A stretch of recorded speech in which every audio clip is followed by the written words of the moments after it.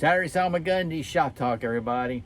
First of all, I did take off today we had lunch again. We had a nice lunch. My wife and I went on the island, had some really nice fried shrimp for lunch. Now, when I eat like that during the day, it kind of slows me down. I was in the process. I did finish up a little bit, working on my shop again, some cleaning up, going through some stuff. I'm trying to get together some martial arts supplies, martial arts materials.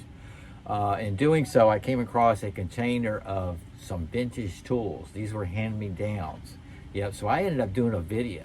I came across my first wooden knife chest, okay? Where when I started collecting, actually my wife got me that from a thrift store here in town. It's a really cool box.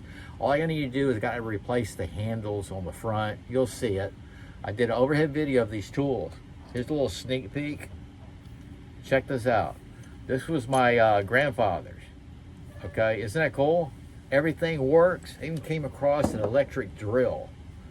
Then I came across this. I got me a restoration project. Yes, sir. This is a Sears. I looked it up, the number on it. It's a hawk bill blade. Sears, the number on it. Then it has the one on this side, which I believe when I read it stands for one bladed. Okay, this is 1970. Sears, made in USA. I'm gonna, a lot of restoration on that. I'm sure that's not gonna come out all the way, but it might. But the way I got this figure, this was my father's. 1970, this is out of his toolbox. So that's pretty cool. So when I restore this, I'm gonna put it with my other restorations that were handed me down from the family. This was in a tool bag, sitting in the bottom. You believe that?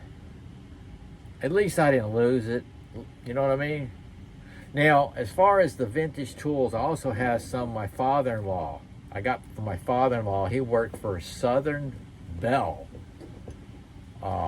Yeah, I had a truckload of tools. When he passed away, I inherited that in Orlando. I got rid of everything before I moved up here. Just a few items. But I had a bunch of tools from him. So I do have a few that I'm going to show in that overhead video. So check that out. I'll label it vintage. I know it's not knives, but I did sneak that in there. Okay. Now I started working on for my display for my Dijo knife. I haven't forgot about that. I got to get that done. I got sidetracked again. I need to come up with a little stand. I was looking for like a acrylic knife stand. You know that turntable I use for my SOG knives? It has SOG. It's a 3D print. I'm trying to get something that sits on my turntable, and it's in my knife room right now. But for this turntable, I need to get something in the center to hold up my Dijo knife. I got this. I've been carrying this around. This is the very first Dijo I'm carrying, but I didn't want to mess up that new custom one. But yeah, this is a retro. Okay, so this helps me figure out what's going to fit. I just need something to let it sit on the turntable, because I think I'm going to do one video like that for this custom knife that they did for me. Okay, so that's one of my projects. What else? I carried this today. I used it quite a bit back here. That's my Buck 112 Ranger Sport. My car to scales. Feels great. And there was one other thing I was going to tell y'all. Did the tools, white knuckler. I did another overhead video. I've done them. I did one not too long ago, but it's white knuckler time, because I was noticing last night, I was browsing my sites, and I had two on the wish list there, and they're kind of gone.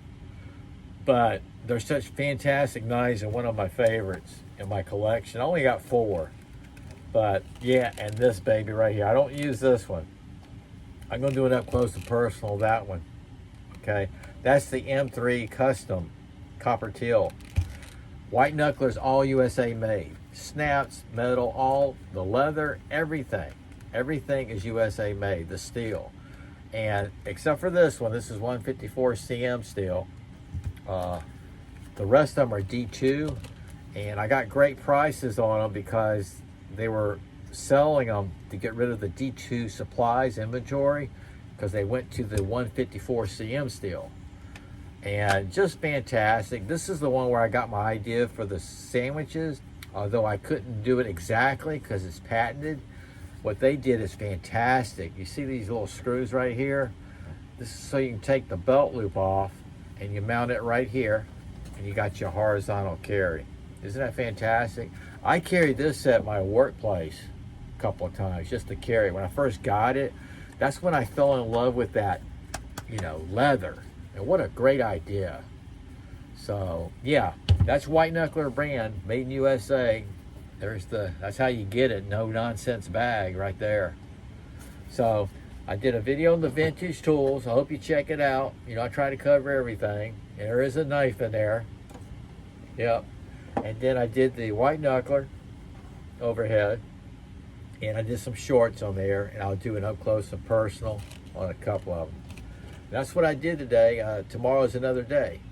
Hope y'all had a great day. Stay safe. Sog out.